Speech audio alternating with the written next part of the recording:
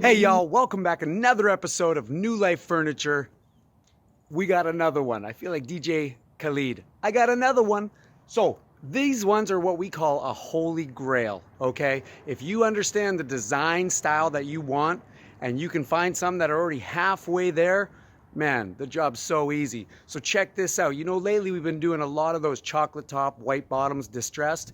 This one's already painted nice white gloss. So this is gonna be a quick flip. So all we're gonna do is sand the top, get ready for stain. We're gonna sand the sides, distress it, and then stain the whole thing, clear coat it, done. This one we're gonna get done in probably less than 2 hours and flip that thing for some cash. Let's go.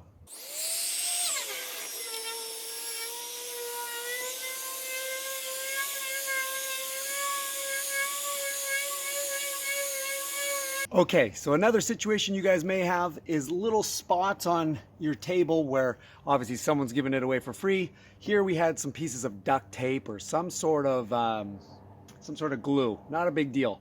Take either some sort of alcohol or you can get a paint thinner and a rag. Put it on there, okay, over your glue or whatever substance. Let it sit for a minute. Then go back over with a scraper. You can just scrape it off. And again, as you scrape, if you make little nicks and little chips, no big deal. The way we do our rustic look, that's only gonna add to what we do. So let's go around the rest of the table, find all those little weird glue spots or tape marks, rub them off, scrape them off, and then keep going. We'll sand down the rest. Let's go.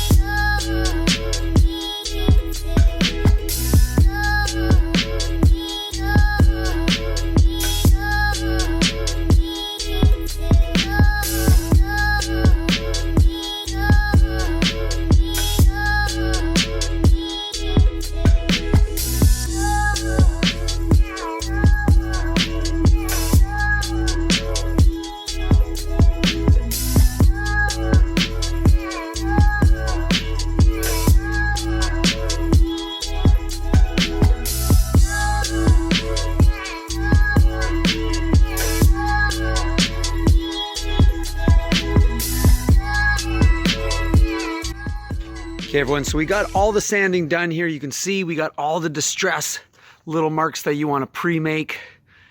As I said, this is an easy one. All we had to do was really sand the top, sand the sides, sand little distress marks, and now we're gonna stain everything. Start at the top and just keep going and make sure everything's wet and then wipe it all down. Let's go.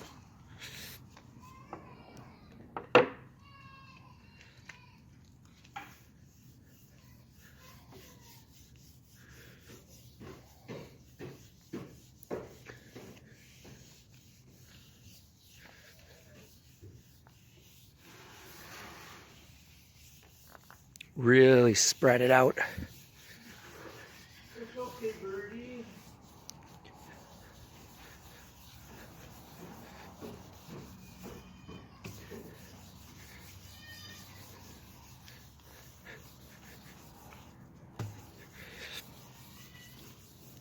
Yeah, let's check that out.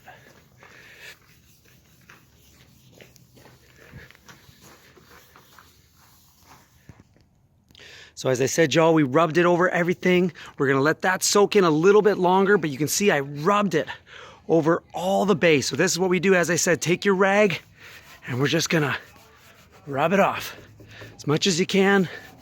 Rub it off. As I said, it's gonna soak, it's gonna make that look dirty, but that's the point. So we just wanna rub off as much as you can.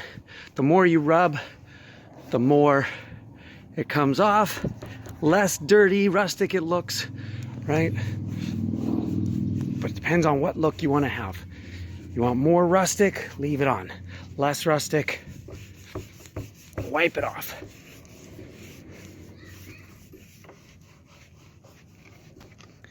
Hard to film and do this at the same time, y'all. But as I said, that is roughly I'll do it a little bit better without the camera. But like I said, that's how we're getting that look. So you can go from real shabby chic to real barnyard rustic just in that way. So let's keep going, do the rest, and we'll show you the finished product. So here you guys go, perfect example. We got all the stain done. As you can see, looks a lot nicer, went on really well. Really gave it that beautiful antique look, rustic farmhouse.